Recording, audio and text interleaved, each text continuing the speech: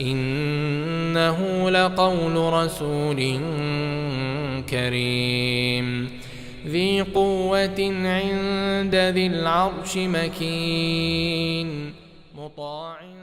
ثم إذا الشمس كورت وإذا النجوم انكدرت وإذا الجبال سيرت وإذا العشار عطلت وإذا الوحوش حشرت وإذا البحار سجرت وإذا النفوس زوجت وإذا الموءودة سئلت بأي ذنب قتلت وإذا الصحف نشرت وإذا السماء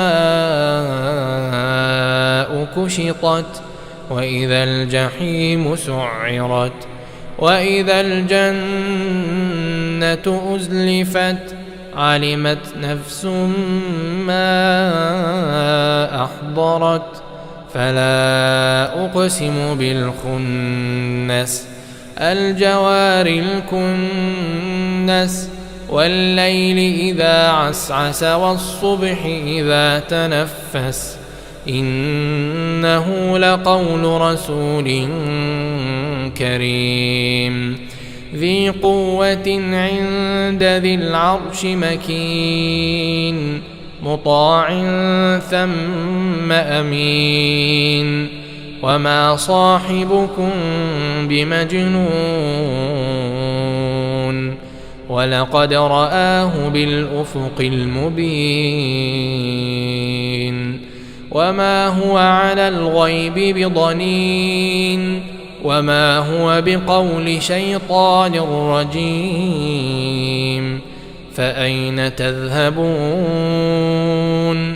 إن هو إلا ذكر للعالمين لمن شاء منكم أن يستقيم وما تشاءون إلا أن يشاء الله رب العالمين.